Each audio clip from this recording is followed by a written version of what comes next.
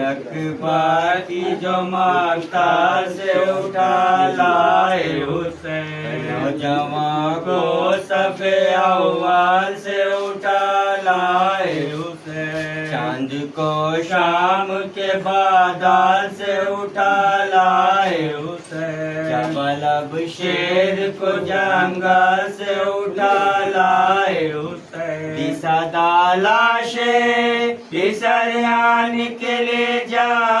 بانو گیا برچ اکبر کا کلیجہ بانو دیکھے آخری دیدار کسر ماتا ہے سامنے آنکھوں کے یہ نور نظر ماتا ہے کوئی دم میں تیرا رشک کمر ماتا ہے اسے باہر ہے زبان تشنہ جگر مارتا ہے دم سینے میں رکا زخم سے خون جاری ہے بانو تیرے گھر لوٹنے کی تیاری ہے پہنچی خیمے میں جو حضرت کی پردرد و صدا مضطرب ہو گئی ناموس رسول دوسرا کہا چلا کے سکینہ نے کی ہے بھیا عزت دوڑی سوے در پیک کے سر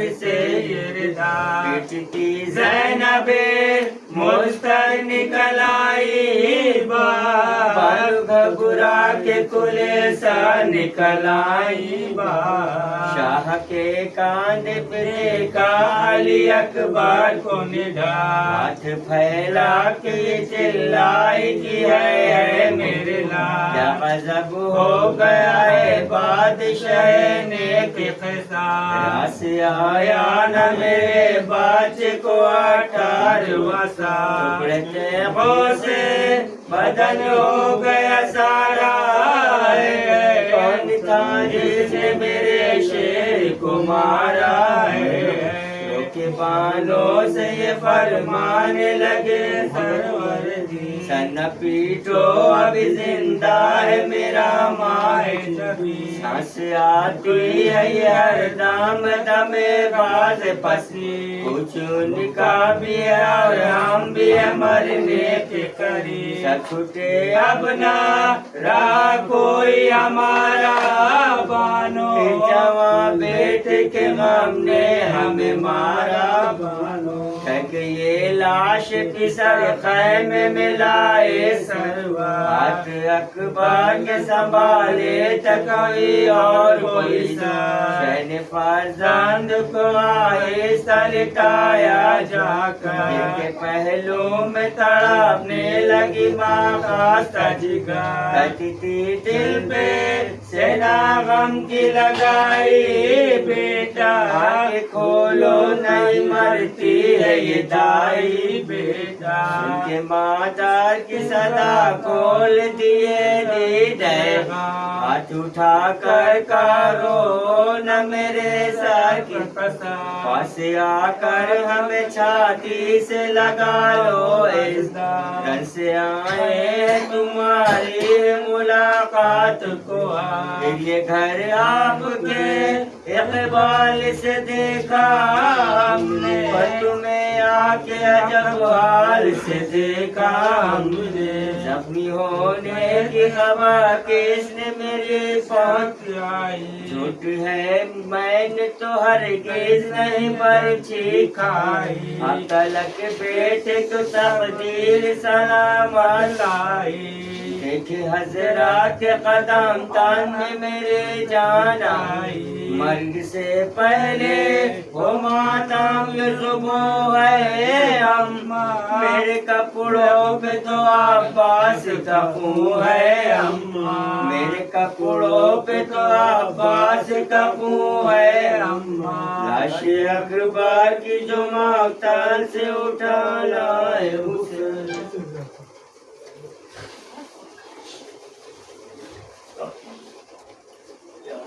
یہ پنکھا چالو ہو گیا آواز بلند تر صلوات اللہم صلی علی محمد علی محمد بی بی فاطمہ زہرا سے حوالے سے ایک صلوات پڑھا اللہم صلی علی जिस वक्त कायनात को पैदा किया गया, जिस वक्त कायनात को पैदा किया गया, ज़हरा के वसीले को वसीला किया गया, ज़हरा की अज़मतों को वसीला किया गया, ज़हरा की अज़मतों को वसीला किया गया। और दुनिया में एक काम ये भी अच्छा किया गया, दुनिया में एक काम ये भी अच्छा किया गया, ज़हरा के कातिलों पर तबर्रा किया। एक खुद सलवात पढ़े मोहम्मद। दुनिया में एक काम ये भी अच्छा किया गया, ज़हरा के कातिलों पर तबर्रा किया गया, ज़हरा के कातिलों पर तबर्रे का ये अमल, ज़हरा के कातिलों पर तबर्रे का ये अमल मकसूद खानदानों में पैदा किया गया, मकसूद खानदानों में पैदा किया गया है। एक सलवात पढ़े मोहम्मद।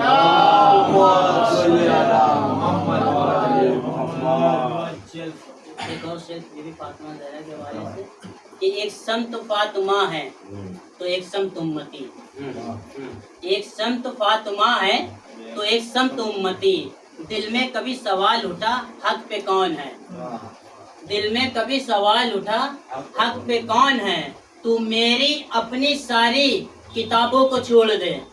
तू मेरी अपनी सारी किताबों को छोड़ दे, कुरान सर पे रख के बता हक पे कौन है,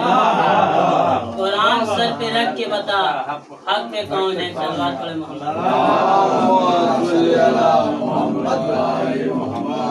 ये फर्शे अज़ा से हमको हटाना मुहाल है, मंजर भाई, कि फर्शे अज़ा से हमको हटाना मुहाल है। हम लोग इत्तेफाक से शिया नहीं हुए, हम लोग इत्तेफाक से शिया नहीं हुए, एक वादाए खुदा है नबूवत के सामने, हम लोग हादसों के साहिल में पैदा नहीं हुए। सलवात पढ़े मोहम्मद।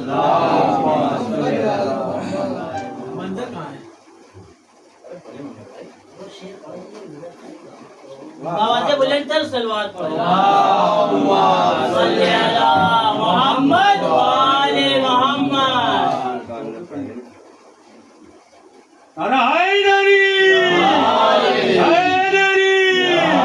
आवाज़ें बुलंद नारे तलवार।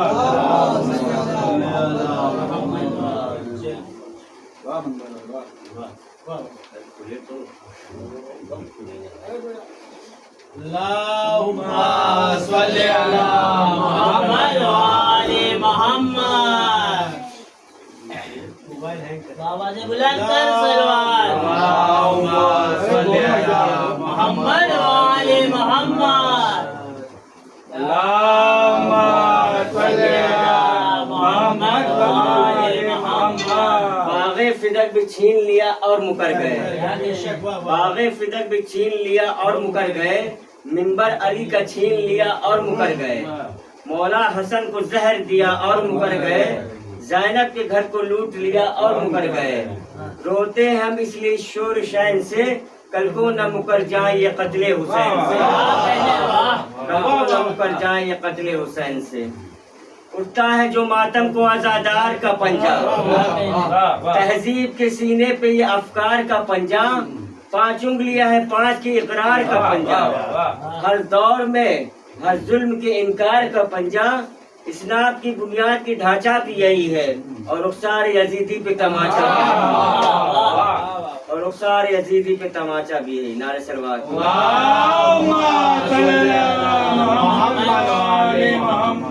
शराफतों का लिबादा उड़ा नहीं सकते, शराफतों का लिबादा उड़ा नहीं सकते, जलील लोगों को इज्जत दिला नहीं सकते, जिन्हें नजर से गिरा दे रसूल की बेटी, क्रेन हिला के भी उनको उठा नहीं सकते। एक नारे सलवात। मोहम्मद वाले मोहम्मद। कैसे भला उठेंगे वो मातम के वास्ते, कैसे भला उठेंगे वो मातम के वास्ते, जिन बाजुओं ने कर लिए बायत यजीद की। क्या कहने शामिल थे जो भी साजिश कत्ले हुसैन में, करती है उनकी नस्ल हिमायत यजीद की। नारे सलवात। मोहम्मद वाले आवाज़ें बुलंद नारे तलवार।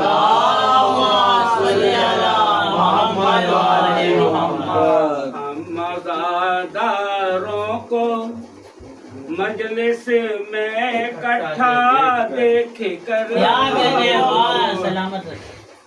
ہم آزاداروں کو مجلس میں اکٹھا دیکھ کر اور فاطمہ خوش ہوتی ہیں اپنا دیکھ کر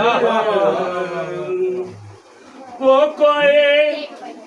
تالاک تاجر تھا شب عاشور کا اور نے سودا کر لیا جنت کو سستا ایسے ویسے کو بھلا کیسے کہیں اپنا ایمان اور لوگ جڑتے ہیں انگوٹھی میں نگینا لوگ جڑتے ہیں انگوٹھی میں نگینا دیکھ کر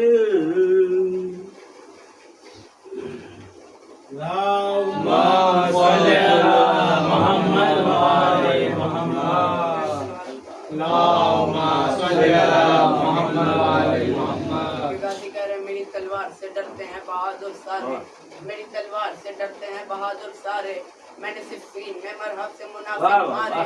میری حیبت سے نظر آتے ہیں دن میں تارے ارے نام کے میرے لگاتا ہے زمانے نعرے تو نیزہ و خنجر و شمشیر میرے پاس نہیں پھر بھی دریا نہ اٹھا لاؤں پھر بھی دریا نہ اٹھا لاؤں تو اب بات نہیں غازی کہہ رہے آ رہا ہوں میں نہر تائیس ہوئے نہر فرات جو بہادر ہے رکے اور کرے دو دو ہاتھ ٹوٹا نیزہ ہی صحیح خون کی ہوگی برسات ارے میں بھی دیکھوں کہ ذرا کس کی ہے کتنی اوقات ارے غازی کہہ رہے میں اکیلا ہوں نہتا ہوں بہت فرد ہو تم میرے آنے پہ رکے رہنا اگر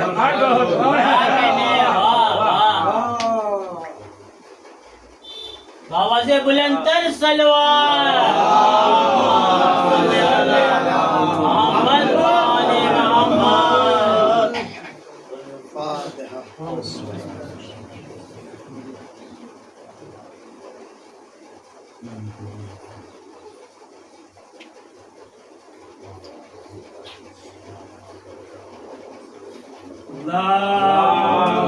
صلی علی محمد والے محمد لا حول ولا قوة إلا بالله العلي العظيم حسبنا الله ونعم الوكيل نعم المولى ونعم النصير بسم الله الرحمن الرحيم الحمد لله الذي هدانا لهذا وما كنا لنهتدي لولا أن هدانا الله لقد جاءت رسل ربنا بالحق والصلاة والسلام على سيد الأنبياء والمرسلين خاتم النبيين طه وياسين وسيدنا ونبينا حبيب قلوبنا طبيب نفوسنا ومولانا ومولى الثقلين جد الحسن والحسين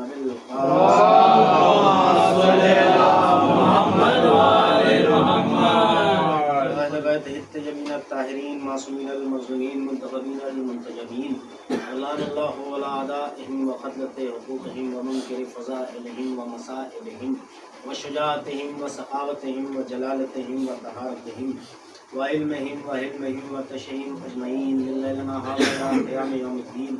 أما بعد فقد قال القرآن المجيد والفرقان الحميد بسم الله الرحمن الرحيم إن الدين عند الله الإسلام اللهم صل على محمد وآل محمد ہم نے گزارے ایک مرتبہ سورہ حمد و 3 مرتبہ سورہ اخلاص تلاوت فرماتا مرحوم حیدر عباس ابن علی حسین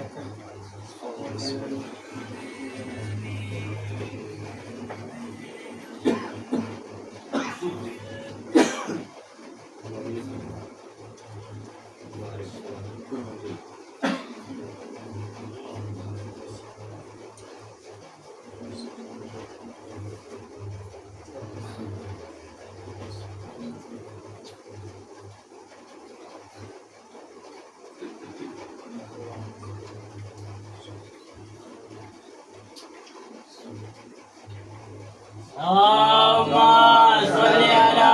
محمد وآل محمد اللہ رسول احترام واجب الاحترام عزاداران سرکار امام حسین صاحب کو سلام یہ سال ثواب میں آپ کی خدمت میں شرف حاضری حاصل ہوگا اور گزشتہ مجلس بھی میں نے اسی آیت کے ذیل میں ضیاء بھائی کے یہاں اس سال ثواب میں خطاب کی تھی اور یہ بھی چونکہ خان والے کے درمیان میں کچھ قبل روز ایک بھائی کا انتقال ہوا اور پھر کچھ دنوں کے بعد دوسرے بھائی درمیان سے رخصت ہو گئے، لیکن اللہ نے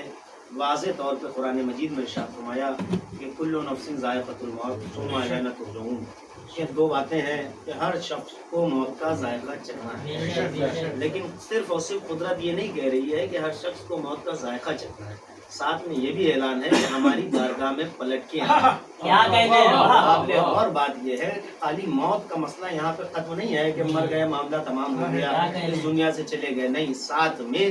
یہ بھی ذکر ہو رہا ہے کہ ثم الینا ترجعون، تمہیں ہماری بارگاہ میں پلٹ کے آنا ہے۔ دیکھیے یہ ساتھ میں قدرت نے اس لیے، اور قرآن جیسی بابرکت کتاب اور قرآن مجید کے فضائل پہ اگر ذکر کیا جائے تو میں یہ سمجھتا ہوں کہ ساری عمر تمام ہے اور فضائل قرآن کا حق ادا نہیں ہو سکتا۔ قرآن کی فضیلتوں پر اگر گفتگو کی جائے، ہاں یہ بھی الگ بات ہے کہ معاشرے کے درمیان قرآن کا تعلق صرف اور صرف اتنا ہے کہ کسی کے احسان کے لیے پڑھ دیا جائے، مردوں کو بخشوا دیا جائے، اور اگر کسی کا عقد ہو تو قرآن تحفے میں جہیز کے طور پر سب سے پہلے خرید کے لایا جائے اور اس کے سائے میں دلہن کو رخصت کر دیا جائے، لیکن حقیقت قرآن یہ نہیں ہے۔ مطلب یہاں وہ لوگ افراد موجود ہیں کہ میں نے ماہ محرم میں بھی یہ بات کہی تھی کہ قرآن کی تعلیم کے لیے یہ ضروری ہے کہ قدرت اسے جاہل نہیں مانتی کہ جو دنیاوی تعلیم نہ رکھتا ہو۔ اللہ کی نگاہ میں وہ ہر شخص جاہل ہے جسے تعلیم قرآن سے جو محروم ہو، جسے قرآن کا علم نہ ہو، اور علم قرآن کے لیے عمر کی قید نہیں ہے، کسی بھی حصے میں عمر کے چاہے تو قرآن کی تعلیم انسان حاصل کر سکتا ہے۔ اب دیکھیں کہ قانون دین اسلام یہ ہے کہ انسان سے اس وقت تک کے سوال و جواب نہیں کیے جائیں گے جب تک وہ اسلام نہیں لایا۔ بھائی کوئی کافر ہے، مثلا 30 سال تک کافر رہا، 30 سال کی عمر میں وہ اسلام لایا، تو مذہب اس سے یہ نہیں کہے گا کہ 30 سال سے پہلے والی نمازیں کہاں ہیں، 30 سال سے پہلے والے روزے کہاں ہیں، نہیں، جس دن وہ اسلام لائے گا اس دن سے اس کے سوال و جواب کا سلسلہ شروع ہوگا، اس دن سے اس کا حساب و کتاب ہوگا، اس دن سے قدرت اس کو مانے گی کہ ہاں یہ آج سے ہمارا بندہ ہے، اس سے پہلے کا کوئی معاملہ اس سے نہیں پوچھا جائے گا۔ اور اس کی سب سے بڑی دلیل، حضور تشریف فرمائے تائید فرمائیں گے، اس کی سب سے بڑی دلیل جناب حر ہیں۔ جناب حر سے یہ نہیں پوچھا جائے گا کہ 8 محرم کو کس کے لشکر میں تھے۔ قابل غور و فکر تشریف فرما مجلس میں شرکت کرنے والے افراد ہیں، اور اس سے پہلے ہمارے دوست طالب صاحب نے اس مجلس کو خطاب کیا تھا 10ویں کی مرحوم کو کہ عزیزان محترم آپ یہ غور کریں کہ جناب حر سے یہ نہیں پوچھا جائے گا کہ 6 محرم کو کس کے لشکر میں تھے، 8 محرم کو کس کے لشکر میں تھے، نہیں۔ اب چونکہ امام حسین نے جناب حر کو گلے لگا لیا، اب یہاں سے آغاز زندگی ہے جناب حر کا۔ اب یہ الگ بات ہے کہ یہ زندگی مختصر ہے لیکن محترم ہے، زندگی مختصر ہے لیکن محترم ہے، اور اتنی محترم ہے کہ پیشانی پر وہ رومال باندھا گیا ہے جو بقیہ شہداء کو بھی نہ ملا۔ زندگی کا مسئلہ یہ ہے، مفہوم کل کہنے کا عرض یہ ہے کہ جان محترم آپ غور کریں کہ لمحے بھر کی حیات ہو لیکن اس منزل پہ ہو جیسی قدرت پسند کرتی ہے۔ اب جناب حر جو پلٹ کے جا رہے ہیں یہ حر نہیں ہے، حر علیہ السلام۔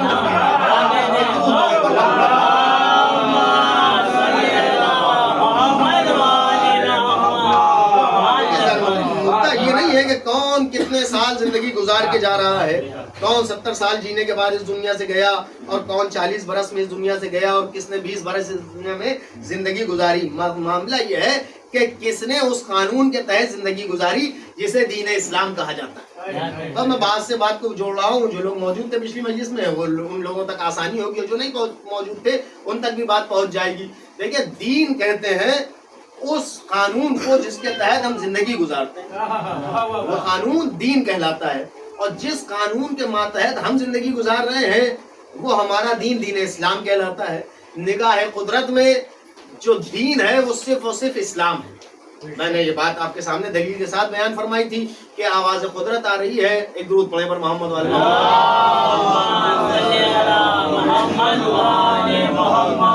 کہ آواز قدرت آ رہی ہے کہ پروردگار عالم ارشاد فرما رہا ہے کہ کوئی دین ہی نہیں ہے نگاہ قدرت میں سوائے اسلام کی۔ یہ عام ترجمہ کیا جاتا ہے کہ اللہ کی نگاہ میں اگر کوئی پسندیدہ دین ہے تو وہ دین اسلام ہے. نہیں. اور علماء کرام جو تحریر فرما رہے ہیں، آپ قرآن کے حاشیے پہ اس بات کو تحریر پائیں گے، اور جناب خدا غریق رحمت فرمائے مولانا فرمان علی صاحب اللہ مقامہ، وہ تحریر فرماتے ہیں اس آیت کے ترجمے میں کہ اللہ یہ کہہ رہا ہے کہ کوئی دین ہی نہیں ہے سوائے دین اسلام کے. سوائے دین اسلام کے کوئی دین نہیں ہے اللہ کی نگاہ میں. اور دین وہ قانون کہلاتا ہے کہ جس کے تحت ہم زندگی گزارتے ہیں. اب یہ دیکھیں کہ کس نے کتنی زندگی قانون کے مطابق گزاری، اب کس نے کتنی زندگی قانون سے باہر گزاری. جو زندگی دین کے باہر گزر رہی ہے اس کی کوئی حیثیت ہی نہیں ہے، چاہے انسان 70 برس جی لے، 80 برس جی لے، 90 برس جی لے، اس سے کوئی قید نہیں ہے. آج کے زمانے میں یہ تو ایوریج عمر ہے کہ لوگ 70 سال جیتے ہیں، 80 سال جیتے ہیں، لیکن آپ قدیم زمانوں کی تاریخ پر نگاہ ڈالیں تو لوگ 200 سال 400 سال زندگی گزارتے تھے، 300 سال 500 سال لوگ زندگی گزارتے تھے. انبیاء کرام کی زندگی آپ کی نگاہوں کے سامنے ہے کہ وہ زندگی جو جناب نوح کی بیان کی جاتی ہے 950 برس، وہ تو صرف تبلیغ کی ہے، وہ تو صرف تبلیغ سے تعلق رکھتی ہے. آپ کے لیے کہا جاتا ہے کہ 1300 سال یا اس سے زیادہ کی زندگی جناب نوح نے گزاری، لیکن 1300 سال کی زندگی کا تذکرہ نہیں ہے. پھر میں اپنی بات کو پلٹاؤں، تذکرہ 1300 سال کی زندگی کا نہیں ہے، تذکرہ 950 سال کی زندگی کا ہو رہا ہے. کیوں؟ کہا جتنی مقصد کے تحت گزری اتنی بتائی جائے. جو بے مقصد گزر رہی ہے، یا یوں اور آسان کر دوں، اب میں علاقے کے لوگوں کے درمیان میں پڑھا ہوں، میرے بھائی بھی موجود ہیں، کہ جو زندگی چبوتروں پہ گزر رہی ہے اس کا کوئی مطلب ہی نہیں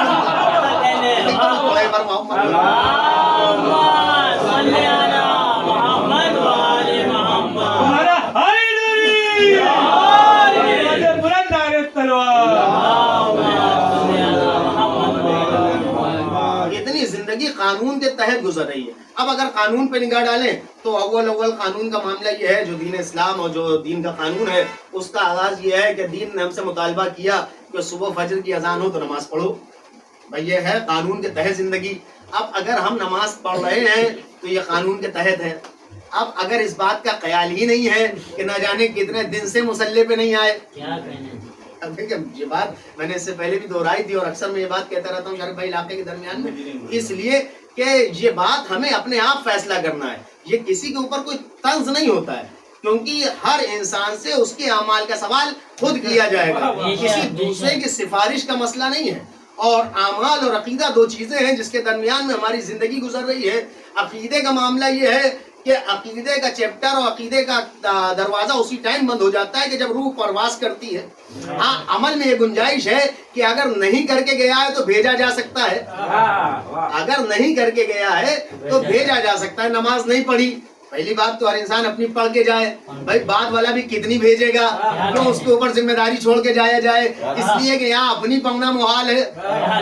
یہ بھی مسئلہ ہے نا، انسان اپنے آپ اس بات کا فیصلہ کریں گے ہم اپنی کتنی پڑھ رہے ہیں، جو اپنے آبا و اجداد کا بھی معاملہ اپنے سر لیے لے رہے ہیں. اور دیکھیں یہ بات بھی چونکہ سال ثواب میں عرض کر دوں کہ بڑے بیٹے کی جو ذمہ داریاں قانون نے شریعت نے بیان کی، اس میں اول یہ ذمہ داری بیان فرمائی کہ بزرگ باپ اگر اس دنیا سے چلا جائے یا ماں چلی جائے تو والدین کی نماز اور روزے کی ذمہ داری بڑے بیٹے کی. لیکن کوئی یہ نہ سوچے کہ بڑے بیٹے کی ذمہ داری ہے اور بھائی جان رہا ہے بڑا والا پڑھتا نہیں ہے تو ہم کیوں پڑھیں. اگر بڑا نہیں کر رہا ہے تو پھر ان سب کی ذمہ داری ہے جن کو اس بات کا علم ہے کہ وہ نہیں کرتا لہٰذا ہم کریں.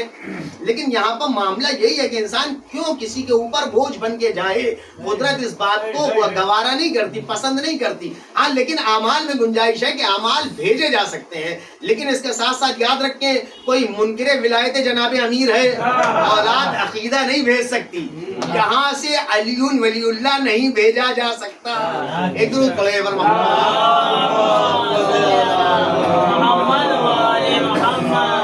لہذا عقیدہ اپنی زندگی میں درست رکھیں، عقیدہ خود درست رکھتے ہیں. ہاں عمل کی گنجائش ہے، یہ مذہب اسلام ہے، عقل مندوں کا مذہب ہے. دین اسلام میں جو گنجائشیں بیان کی ہیں ان میں یہ گنجائش ہے کہ روزے نہیں رکھ سکا کسی مجبوری کے تحت تو اولادیں اس طرح زندگی گزاریں. لیکن اس میں بھی اگر بات کی جائے تو پھر ایک بات سے بات جڑتی ہے کہ جب خود جانے والا اپنے گھر کا ماحول ایسا بنا کے جائے گا تو اولادوں کو باپ کی فکر ہوگی. اگر ماحول خود مرتب نہیں کیا تو پھر یہ بات بے ایمانی ہے کہ ہم اولاد سے اس بات کی توقع رکھتے ہوئے جائیں اب چونکہ مرحوم نے مجھ سے اپنے انتقال سے قبل ایک دن ملاقات بھی کی تھی اور ایک جملہ عرض کیا تھا، میں مجلس میں دہرائے دیتا ہوں، اور ان کی روح کو خدا مزید درجات میں بلندی عطا کرے، انہیں جوار معصومین میں اعلیٰ مقام عطا کرے۔ ان کو کہیں نہ کہیں اپنے وصال کے حوالے سے کچھ تکلیف تھی جو انہوں نے مجھ سے براہ راست عرض فرمائی کہ کیا یہ بھی ممکن ہے کہ انسان اپنی زندگی میں اپنا ایصال ثواب کر لے؟ یہ بات انہوں نے مجھ سے کہی، میں ممبر سے عرض کر رہا ہوں کہ کیا انسان اپنی زندگی میں اپنے ایصال کا اہتمام کر سکتا ہے؟ تو ہم نے کہا بالکل شریعت میں گنجائش ہے کہ انسان اپنی زندگی میں اپنے ایصال کا انتظام کر سکتا ہے، اپنا ایصال ثواب کر سکتا ہے، اپنے مجلس، اپنا روزہ، اپنی نماز، سب کے لیے کسی نہ کسی کو مقرر کر سکتا ہے۔ لیکن آپ دیکھیں یہ مسئلہ اس لیے پیش آتا ہے کہ انسان کو کہیں نہ کہیں خطرہ محسوس ہوتا ہے کہ شاید میرے بعد میرا ایصال نہ ہو سکے، تو ہم اپنی زندگی اس اعتبار سے گزاریں انسان محترم۔ اور دیکھیں اسی لیے علماء کرام بیان فرماتے ہیں کہ جب ایک میت لے کے ہم جنازہ لے کے قبرستان کی طرف جاتے ہیں تو ہم میت لے کے نہیں جاتے، میت ہمیں ہمارا اصل وطن بتانے جاتی ہے۔ وہ جو میت ہے وہ ہمیں ہمارا اصل مکان دکھانے کے لیے لے آتی ہے۔ لہٰذا ہر ایصال میں اور ہر انتقال پہ انسان کو محتاط ہونا چاہیے کہ ہمیں بھی پلٹ کے آنا ہے۔ لہٰذا ہم اس طرح اپنی زندگی معاشرے کے درمیان میں گزاریں، اپنے گھر کے درمیان میں اس طرح کا ماحول پیدا کریں کہ ہمیں پھر یہ فکر نہ ہو کہ ہاں ہمارے لیے بعد میں ہمارے وارثان کیا کریں گے اور کیا نہیں کریں گے۔ جب ماحول مرتب ہوگا تو یقیناً انسان اطمینان کے عالم میں اس دنیا سے جائے گا کہ ہاں اگر ہم نے کسی کے لیے، دیکھیں یہ جملہ میں حدیث معصوم کے ساتھ عرض کرنا چاہتا ہوں، چھٹے امام امام جعفر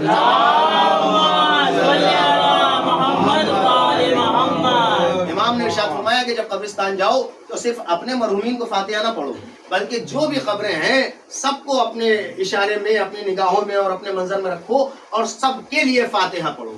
اس لیے کہ اگر کل کو کوئی تمہارے لیے فاتحہ پڑھنے والا نہ بھی ہو تو یہ جو تم جن کے لیے فاتحہ پڑھ لو ان کے بدلے میں اللہ فرشتے مقرر کرے گا جو تمہارے لیے ایصال کریں گے، جو تمہارے لیے فاتحہ پڑھیں گے۔ اور یہ تمام چیزیں تحفے کی شکل میں اکٹھا ہوتی ہیں، چاہے وہ نماز وحشت قبر کسی مومن کے لیے کوئی پڑھے، چاہے وہ فاتحہ پڑھے، یہ تمام چیزیں کوئی کسی پر احسان نہیں کر رہا ہے، یہ اپنے لیے اکٹھا ہو رہی ہیں کہ جب ہماری قبر کی پہلی رات ہوگی تو یہ نور کے تحفے اللہ کی طرف سے ہمیں نصیب ہو جائیں گے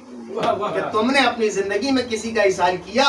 آج تمہارے لیے اگر خانوادے والے کریں یا نہ کریں، دیکھیں بہت سے ایسے افراد بھی ہوتے ہیں جو خدا نہ کرے کسی حادثے کی نظر ہو جاتے ہیں، پورا گھر ایک ساتھ حادثے کی نظر ہو گیا، اب ان کے پیچھے کوئی ایصال کرنے والا نہیں ہے، تو یہ بتائیے کیا وہ بخشے نہیں جائیں گے؟ کیا وہ بخشش سے محروم رہ گئے؟ نہیں، قدرت نے اسی لیے اہتمام کیا کہ جب کسی کی تدفین ہو تو تم اس کی قبر پہ 4 مرتبہ انا انزلنا کی تلاوت کرو، جب قبرستان جاؤ تو سب کے لیے فاتحہ پڑھو۔ یہ تمام چیزیں اسی لیے ہیں کہ کل کو ہمارے لیے کوئی نہ بھی ہو تو اللہ کی طرف سے یہ انتظام ہو تاکہ کوئی بندہ مومن بخشش سے محروم نہ رہ جائے۔ اللہ نہیں چاہتا، دیکھیں جہنم کے آپ کے اگر سامنے تفسیر بیان کی جائے اور تصویر عیاں کی جائے تو اللہ نے جنت کے 8 دروازے بنائے ہیں اور جہنم کے 7 دروازے بنائے ہیں۔ قدرت یہ چاہتی ہے کہ جنت میں جانے والے زیادہ ہوں، جہنم میں جانے والے کم ہوں۔ ایک دروازہ جہنم میں کم ہے جنت کے مقابلے پر، لیکن اب کیا کیا جائے کہ انسان خود اپنے لیے اگر جہنم آمادہ کر لے، اپنے لیے جہنم تیار کر لے، کوئی ارادہ ہی نہ رکھتا ہو جنت میں جانے کا، اب ہو سکتا ہے کوئی یہ سوچے کہ صاحب یہ کون سی بات ہوئی، کون ایسا احمق ہوگا کہ جو جہنم میں جانا چاہے؟ نہیں، عقل مند انسان یقیناً جنت میں جانا چاہتا ہے، عقل مند انسان یقیناً جنت میں جانا چاہتا ہے، اور جہنم تو اللہ نے بغض اہل بیت اطہار میں قلب کی ہے۔ یا یوں کہوں کہ خدا غریق رحمت فرمائے، قطیب الایمان علامہ طاہر جلولی صاحب اللہ مقامہ کا بڑا عظیم جملہ ہے، وہ یہ کہتے ہیں کہ اللہ نے جنت بنائی ہے، جہنم بنائی نہیں ہے۔ اللہ نے جنت بنائی ہے، جہنم بنائی نہیں ہے، اس لیے کہ جہنم اللہ بنانا ہی نہیں چاہتا تھا۔ ہاں اگر ساری دنیا ولایت جناب امیر پر اکٹھا ہو جاتا، جہنم اللہ نے بنائی نہیں ہے، بغض امیر کائنات میں لوگوں نے بنوائی۔ اور وہ یہ کہتے ہیں کہ اللہ خوب جاننے والا ہے کہ کسے جنت ملے گی اور کسے جہنم ملے گی، لیکن اللہ نے نہ کسی کو جنت میں بھی پیدا کیا نہ کسی کو جہنم میں پیدا کیا، بلکہ سب کو اس دنیا میں بھیجا، زندگی کا کاغذ دیا عقل کا قلم دیا، اب اپنے ہاتھ سے چاہو تو جنت لکھ لو، چاہو تو جہنم لکھ لو۔ ایک درود پڑھے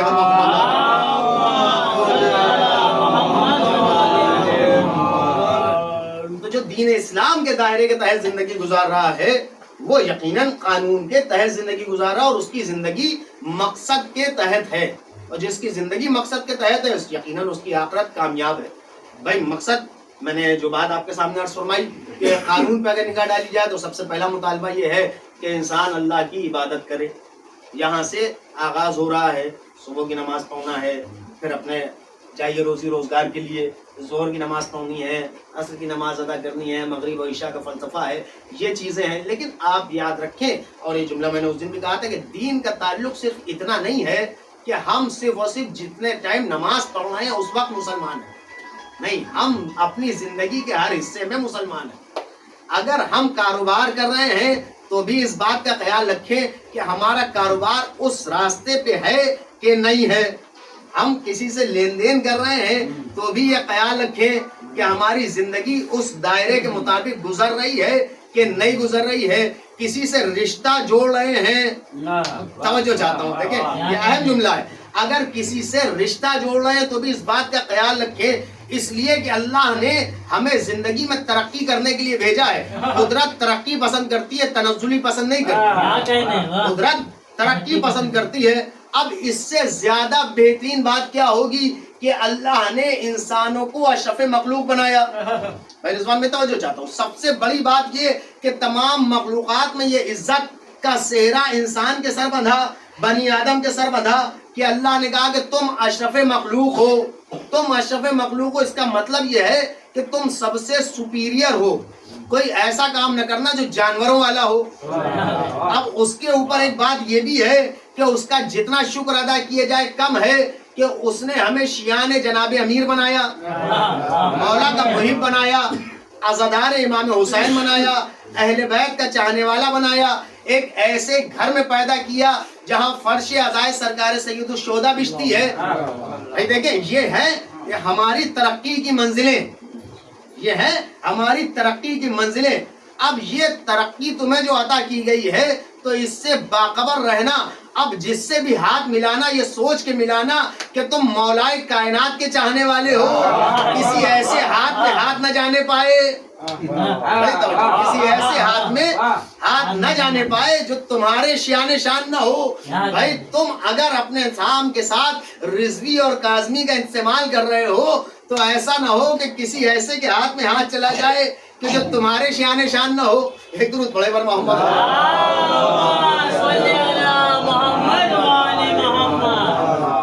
اس لیے کہ اگر تمہارے تعلقات ایسے سے بنتے جا رہے ہیں تو سمجھ لو ترقی نہیں ہے، تنزلی ہے۔ دنیا میں بھلے ہی تم یہ سمجھو کہ دولت کی وجہ سے ہماری عزت ہو رہی ہے اور ہمارا جاؤ حشم ہے اور دولت کی بنیاد پہ ہم اچھی زندگی جی رہے ہیں، تو یاد رکھو مولا کائنات حضرت علی بن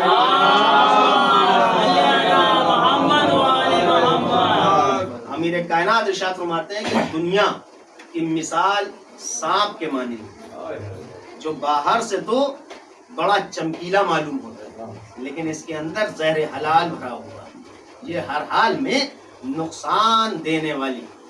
دنیا کے لیے امام نے ارشاد فرمایا کہ ہر حال میں دنیا گھاٹے کا سودا۔ اصل معاملہ آخرت کا ہے، اصل مقصد یہ ہے کہ ہماری زندگی اس قانون کے تحت گزرے جسے دین اسلام کہا ہے۔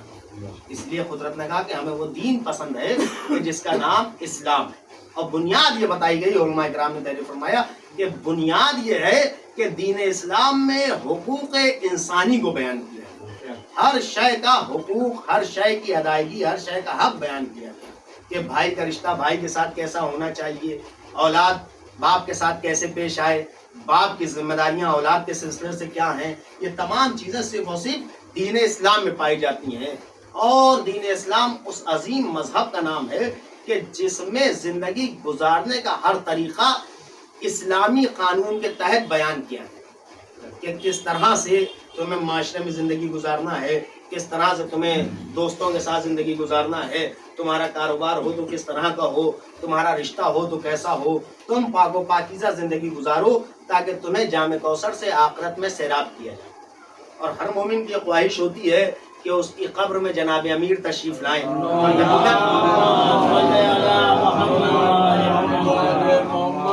یقیناً امیر کائنات کی زیارت ہر چاہنے والے کو نصیب ہوتی ہے. امیر کائنات کی محبت میں جو اس دنیا سے جاتا ہے اس کے سرہانے جناب امیر تشریف لاتے ہیں اور اسے اپنی شفقتوں سے نوازتے ہیں. اور جو سوال و جواب ہیں اس میں بھی امام مدد کرتے ہیں. یہاں تک روایتیں بتاتی ہیں کہ اگر فرشتے سوال کرتے ہیں کہ تیرا رب کون ہے تو امام کہتے ہیں بتا دے میرا رب وہ ہے جو ساری کائنات کا خالق ہے، جو مالک ارض و سما ہے. امام مدد کرتے ہیں کہ کتاب کے سلسلے سے اگر سوال ہوتا ہے کہ تیری کتاب کیا ہے تو امام کہتے ہیں بتا دے کہ میری کتاب قرآن مجید ہے. نبوت کے سلسلے سے سوال ہوتا ہے تو امام مدد کرتے ہیں. لیکن ہاں جب امامت کا سوال ہوتا ہے تو علماء تحریر فرماتے ہیں کہ پھر امام خاموش رہتے ہیں، اس لیے کہ ہم تمہاری ہر محاذ میں مدد کریں گے لیکن معلوم تو چلے کہ تم ہماری امامت کے قائل ہو بھی کہ نہیں. اس لیے کہا گیا کہ محبت امامت سے ایک طرفہ نہ ہو. ایسا نہ ہو کہ ہم تو یہ دعویٰ کریں کہ ہم امام کے چاہنے والے ہیں لیکن ہمارا کوئی عمل اس لائق ہی نہ ہو کہ امام کہیں کہ ہاں ہمارا چاہنے والا ہے. ایک درود پڑھے بر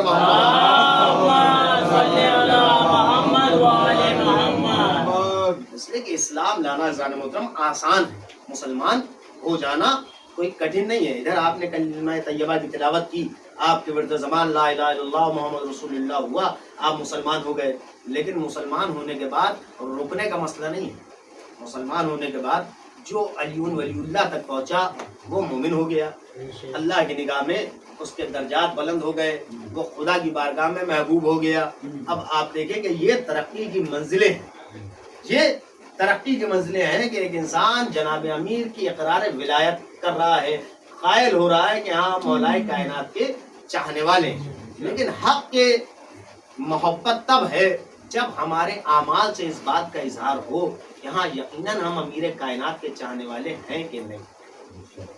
آپ غور کریں کہ اپنی زندگی میں ہمیں اس بات کا فیصلہ کرنا ہے اور مرنے کے بعد ان معاملات پہ کوئی ڈسکشن نہیں ہے کہ ہاں آپ کو یہ موقع دیا جائے کہ ہاں آپ مولائے کائنات کی ولایت کا اقرار کر لیجئے. نہیں، اگر ایسا ہو تو پھر آپ کے سامنے میں روایت عرض کرتا چلوں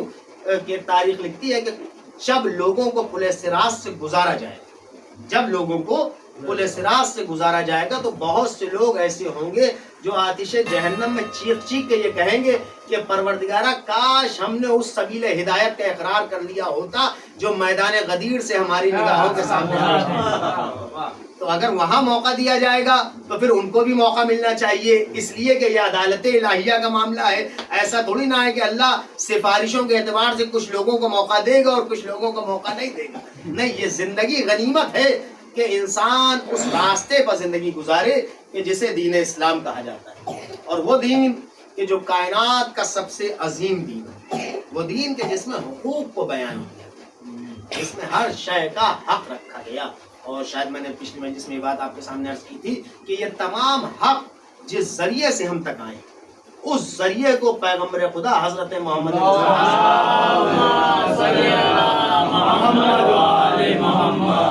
اس ذریعے کو ذات پیغمبر خدا کہا جاتا ہے، جنہی نے ہر حقوق کو بندوں کے سامنے بیان فرمایا کہ یہ حقوق ہیں کہ ان پر تمہیں زندگی گزارنا ہے. اور آج کا پورا شوق زمانہ، ابھی شہزادی کے باب فضائل میں ہمارے احسن بھائی اشعار بھی پڑھ رہے تھے اور قبلہ ہلال نقوی صاحب کے بہت اچھے اچھے شعر پڑھ رہے تھے. انہیں کا ایک شعر بھی ہے کہ زندگی کا کوئی بھروسہ نہیں میرے آقا، کب کہاں کون سے لمحے میں گزر جائے گی، بس یہی سوچ کے ہوتا ہوں تیری محفل میں شریک. یا مجلس ہے تو یہ بھی کہہ سکتے ہیں یہی سوچ کے ہوتا ہوں تیری مجلس میں شریک، ایک رات اور حفاظت سے گزر جائے گی. آج کے زمانے میں اگر دامن اہل بیت تھام لیں گے تو یقیناً نجات کا ذریعہ ہمارے سامنے، اور اگر دامن اہل بیت چھوٹ گیا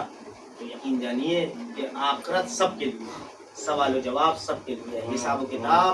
سب کے لیے. اور امیر کائنات کے چاہنے والوں کا معیار و منصب یہ ہے کہ مولائے کائنات کے چاہنے والوں کے دائیں ہاتھ میں نامہ اعمال اور دشمن جناب امیر کے بائیں ہاتھ میں نامہ اعمال.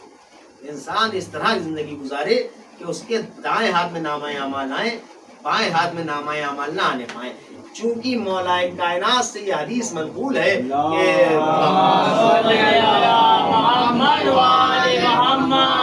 کسی نے مولا امام حسن مجتبی علیہ السلام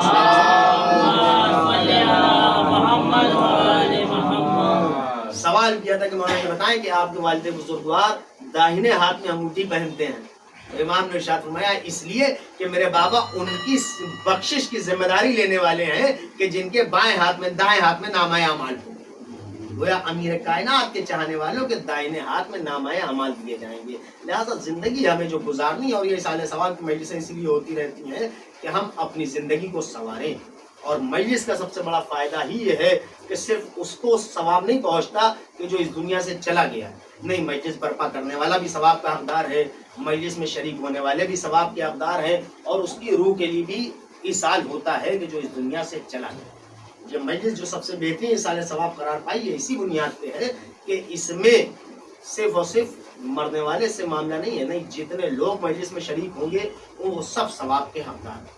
لیکن اس کا مطلب یہ نہیں ہے کہ صرف مجلس حسین ہو گئی اور عیسائی کا معاملہ ہو گیا, نہیں, وہ جو نمازیں باقی ہیں اس کا بھی خیال کرنا ہے, وہ جو تلاوت الہیہ ہے اس کا بھی خیال کرنا ہے, جو روزے باقی ہیں اس کا بھی خیال کرنا ہے. چونکہ آج کے زمانے میں یہ تلخ جملہ ہے اور سب یہاں جو لوگ بیٹھے ہیں سب زمانے کی حقیقتوں سے واقف ہیں کہ ذہن محترم ہمارا اس بات کے اوپر پوری توجہ رہتی ہے کہ 40ویں کے پوسٹر میں ذاکر بڑے سے بڑا ہو جائے,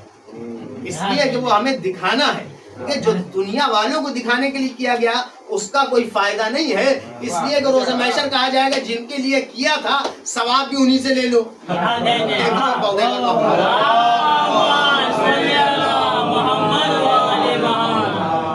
یہ معاملہ ہمارا خود کے ساتھ ہو تو ہم سے بھی یہ کہا جائے گا کہ صاحب آپ نے جس کے لیے کیا تھا, جس کے اوپر امپریشن جمانا تھا, جہاں روپ دکھانا تھا, پھر ثواب کا ہے, ثواب بھی انہی لوگوں سے لے لیجئے. تو محشر کا میدان تو وہ ہے کہ جہاں انسان اپنے خود کے معاملے میں پریشان نظر آئے گا, وہاں کوئی کسی کی مدد کرنے والا نہیں ہے سوائے اس کے کہ جو انسان نے نیکیاں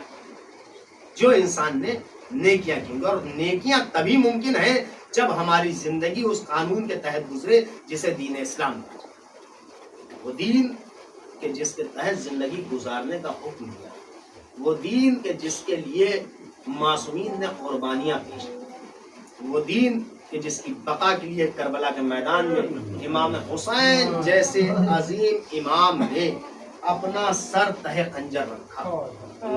ہاں بامیزا خدا کوئی غم نہ دے سوائے غم آل محمد کے. ایک باپ کے ایصال کی مجلس گھر والوں کی طرف سے, زوجہ کی طرف سے منعقد کی جا رہی. یقیناً باپ کا سایہ وہ چاہے بزرگ ہی کیوں نہ ہو, ضعیف ہی کیوں نہ ہو, بیمار ہی کیوں نہ ہو, لیکن باپ کے لیے معصومین نے ارشاد فرمایا کہ باپ کا مقام ایک گھر کے اندر وہ ہے جیسے کسی قبیلے میں ایک نبی کا مقام. بزرگ باپ کا سایہ ہی کا ہے, لیکن جب یہ سایہ سر سے اٹھ جاتا ہے تب انسان اس نعمت کا احساس کرتا ہے کہ ہاں یہ کتنی بڑی نعمت تھی جس سے ہم محروم ہیں. جن کے والدین سلامت خدا طول عمر عطا فرمائے, اور جن کے والدین اس دنیا سے جا چکے ہیں ان کے درجات میں بلندی عطا کرے, انہیں جوار معصومین میں اعلیٰ سے اعلیٰ مقام عطا کرے. یقیناً ماں اور باپ اس عظیم نعمت کا نام ہے جسے لفظوں میں بیان نہیں کیا جا سکتا. یہ تمہارے مزاجی رب, اگر والدین ناراض ہو جائیں تو پھر جنت تو دور خوشبو جنت بھی میسر نہیں ہو سکتی. لہٰذا جو چلا گیا ہے اس کے لیے جتنا ہو سکے خلوص نیت سے ایصال ثواب کی, قرآن کی تلاوت, روزوں کی کثرت, درود آل محمد, تسبیحات اربع, مجلسیں ذکر آل محمد, یہی سرمایہ ہے اور یہ نصیب ہے کہ یہ سب کچھ آل محمد کے طفیل یقیناً ہمارے مرنے والے تک پہنچتا ہے. اس لیے کہ ہمارے پاس وسیلہ کربلا کا میدان, وہ میدان کہ جہاں ایک دن میں امام حسین کبھی جناب علی اکبر کا لاشا,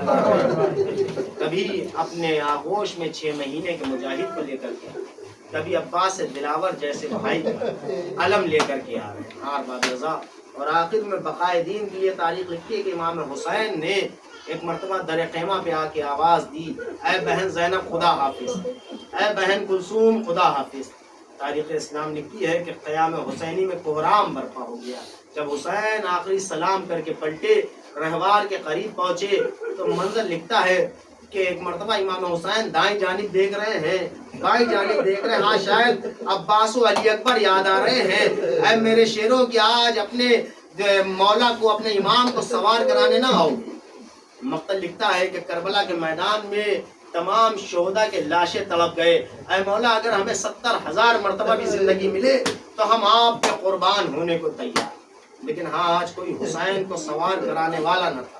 تاریخ کربلا کہتی ہے کہ ادھر امام حسین گھوڑے پر سوار ہوئے، ادھر دیکھا کہ سمو سے ننھی سی سکینہ صاحب بیٹیوں کو باپ کے جنازے کی زینت کہا ہے۔ سکینہ وہ بیٹی کہ جس کو نماز شب میں حسین نے مانگا، وہ بیٹی سوموں سے لپٹی ہوئی ہے۔ میرے بابا اگر آپ میدان میں چلے گئے تو پھر سکینہ کس کے سینے پہ سوئے گی؟ تاریخ کربلا کہتی ہے کہ ایک مرتبہ حسین زمین پہ اترے، اپنے سینے پہ لمحے بھر کے جناب سکینہ کو لٹایا، نہ جانے کیا ہوا کہ ایک مرتبہ سکینہ بے قراری کے عالم میں سینے سے اتر گئی۔ اے بابا خدا حافظ، سکینہ آپ کو نہ روکے گی، عجب نہیں دادی زہرا کی آواز آ گئی ہو، اے بیٹی میں اپنے لال کا مقتل میں انتظار کر رہی ہوں۔ تاریخ کربلا کہتی کہ حسین میدان میں پہنچے، جنگ کرتے کرتے وہ بھی منزلیں آئیں کہ جب علمان و حلفیس کی صدائیں بلند ہونے لگی، ایک مرتبہ حسین کے کانوں میں صدا گئی، اے حسین تمہیں علی اکبر کا واسطہ۔ بس ایک مرتبہ اپنی تلوار کو روکا، بھاگی ہوئی فوجیں سمٹی۔ مقتل لکھتا ہے کہ حسین پہ چاروں جانب سے حملے ہونے لگے، ارے جس کے پاس کچھ نہ تھا وہ گرم پتھر زمین کربلا سے اٹھاتا تھا، ارے مظلوم کی طرف اچھال دیتا تھا۔ وہ بھی منزلیں آئی کہ جب زین سے زمین پر چلے، فضاؤں میں آواز گونجی، آج کوئی اور نہیں ہے، یہ وہ دکھیا ماں ہے جس نے چکیاں پیس پیس کے پالا ہے۔ اے میرے لال حسین، تیری ماں نے تیرا مقتل اپنے بالوں سے صاف کر دیا ہے۔ مقاتل لکھتے ہیں ادھر حسین زمین پہ آئے، تیروں پر جس میں ادھر معلق ہو گیا، شمر ملون کا خند خنجر، فرات کا پانی نیزوں اچھلنے لگا، کربلا کی زمین کو زلزلے آنے لگے۔ سید سجاد نے خیمے کے پردے کو الٹا، اے پھوپھی اماں ہم یتیم ہو گئے، بابا مارا گیا، کربلا میں بھرا گھر اجڑ گیا، کوئی مددگار۔ واہ حسین